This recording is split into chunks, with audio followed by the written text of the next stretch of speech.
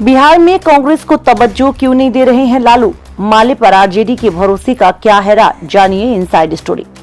कांग्रेस की लाख चीख पुकार के बावजूद आरजेडी सुप्रीमो लालू प्रसाद यादव ने कान बंद कर लिए हैं। उल्टे लालू सीपीआई एमएल पर अधिक भरोसा कर रहे हैं। लालू को कांग्रेस की कमजोरी और माले की ताकत का अंदाजा है। कांग्रेस औरंगाबाद, बेगूसराय और कटिहार की लोकसभा सीटों के लिए अड़ी है, जबकि ये सीटें देने में आरजेडी ने हाथ खड़े कर दिए। आरजेडी को कांग्रेस के बजाय वाम दलों, खासकर भाकपा माले पर अधिक भरोसा है। पिछले विधानसभा चुनाव में माले विधायकों की जीत का स्ट्राइक रेट कांग्रेस से ज्यादा रहा। कांग्रेस ने अधिक सीटें तो आरजेडी से ले ली, लेकिन ज्यादातर सीटों पर हार ही हुई है। शायद यही वजह है कि लालू प्रसाद यादव इस बार कांग्रेस को लोकसभा चुनाव में तरजीह देने से कतरा रहे हैं। भले ही कांग्रेस के नेता छटपटाहट में अपनी नाराजगी का इजहार करते हैं, लेकिन लालू पर इसका कोई असर नहीं पड़ रहा है। कौन से ऐसे कारण हैं कि लालू को कांग्रेस के मुकाबले वाम दलों पर अधिक भरोसा है? हम आपको विस्तार से बताएंगे, मगर उससे पहले आप सभी प्यारे दर्शकों से गुजारिश है, अगर अभी तक आपने चैनल को सब्सक्राइब नहीं किया तो अभी कर लें। अब आपको बता दें, वर्ष 2020 में जब बिहार विधानसभा के चुनाव हुए तो लालू पर दबाव डालकर कांग्रेस ने 70 सीटें ले ली थी। रिजल्ट आया तो कांग्रेस को सिर्फ 19 सीटों पर कामयाबी मिली।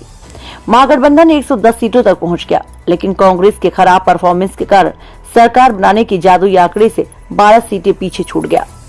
बिहार में सरकार बनाने के लिए 122 विधायकों का समर्थन जरूरी है। हालांकि बाद में आरजेडी ने असदुद्दीन ओवैसी की पार्टी एआईएमआईएम के पहली बार बिहार में जीते 5 विधायकों से 4 को अपनी पाली में कर महागठबंधन के विधायकों की संख्या 114 तक पहुंचा दी।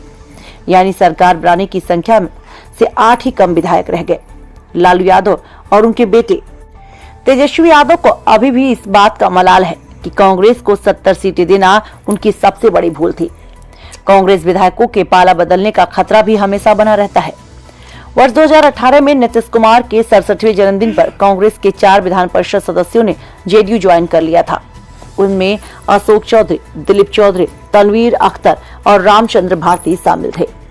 इस साल 12 फरवरी 2024 को जब नीतीश कुमार को विश्वास मत हासिल करना था तो कांग्रेस में बड़ी टूट की आशंका थी। टूट से बचाने के लिए कांग्रेस ने अपने विधायकों को हैदराबाद ले जाकर नजरबंद कर दिया था। फिर भी 2 विधायकों ने एनडीए के प्रति अपनी निष्ठा जताई। हालांकि पाला बदलने वाले विधायकों में आरजेडी के भी 2 एमएलए शामिल थे। इनमें कांग्रेस विधायक मुरारी गौतम और सिद्धार्थ सौरव और आरजेडी से संगीता देवी, प्रहलाद यादव और चेतन आनंद भी थे, और वहीं इन्होंने एनडीए का साथ दिया था। और यह सब तब हुआ जब आरजेडी ने कांग्रेस की तरह अपने विधायकों को तेजस्वी यादव के आवास पर नजरबंद किया था। कांग्रेस पर लालू के भरोसा न करने का यह दूसरा कारण है। सीपीआई का बिहार में खासा जनाधार रहा। वर्ष 2005 में भाकपा माले ने नीतीश कुमार की तत्कालीन समता पार्टी के साथ मिलकर चुनाव लड़ा था। नीतीश ने अपनी पार्टी के 307 उम्मीदवार उतारे थे, पर उनमें जीत सिर्फ 7 ने दर्ज की।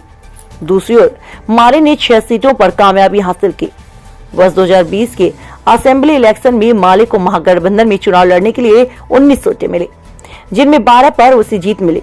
इसका मतलब साफ है कि माले का बिहार में जनाधार बरकरार है। यही वजह है कि आरजेडी ने इस बार कांग्रेस के बजाय माले के एक सदस्य को विधान परिषद भेजा।